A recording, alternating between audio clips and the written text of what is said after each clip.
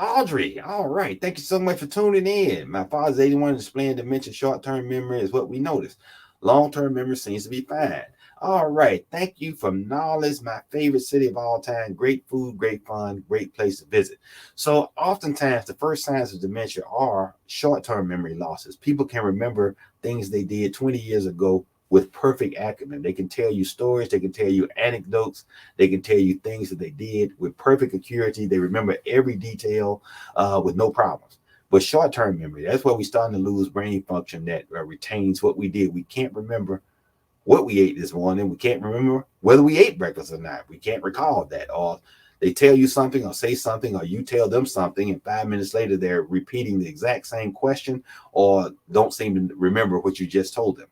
So that is one of the types of dementia. There are various types. One where the brain itself just starts to deteriorate. The other is where the blood flow in the vasculature in the brain, predominantly caused by cholesterol plaquing in the brain. That's called vascular dementia. A person can also get cholesterol that's blocking off those small, tiny arteries, and you start to get entire areas of the brain that aren't getting good blood flow. And the ones that are more readily affected are the ones associated with memory, particularly short-term memory. There are some treatments that seem to help. Again, I like natural anti-inflammatories. Probiotics seem to help as well. There is no medication for dementia that has proven to be effective.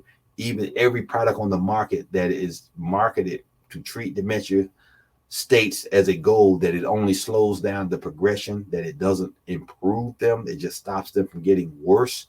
I'm not sure how you even measure that. The most recent medication that was released is now they're just trying to decide whether Medicare is going to cover it or not. The compromise has been that Medicare will cover it under limited circumstances, and the reason why it is so extraordinarily expensive that the benefit is being far outweighed by the cost. But there are some generic medications that are out there now that were they're still a prescription, but they were branded products before that are utilized still to treat dementia. There's one called Namenda that I really like that you can take once or twice per day. They even have a patch that you can wear to help with dementia. Everybody seems to benefit from these therapies initially. The question is, how long will you take it and how long will it continue to work for you? But short-term benefit, almost 100% of the time, people say, oh, grandmother, granddad is doing much better today after we started him on that medication. But 6 months later, they're back to baseline or worse. But you have to temper your expectations. I tell people if a person has, right now, I call them pleasantly confused, then just redirect them passively. You don't have to argue with people about things that aren't important. It doesn't matter if they say it's Friday and it's really Saturday or Thursday. That's kind of a moot point. So you don't have to worry about those sorts of things. But once they've gone from the pleasantly confused state to one where they're danger to themselves or others, they may become agitated and or even violent, then you have to intervene. And there are several medical therapies that will do that. Unfortunately, there's no magic pill in the bottle, no elixir, no shot that's going to have granddaddy balancing the checkbook once again. If they are no longer capable of doing that, monitor them, their activities, particularly their financial affairs, to make sure that they're keeping those things in order.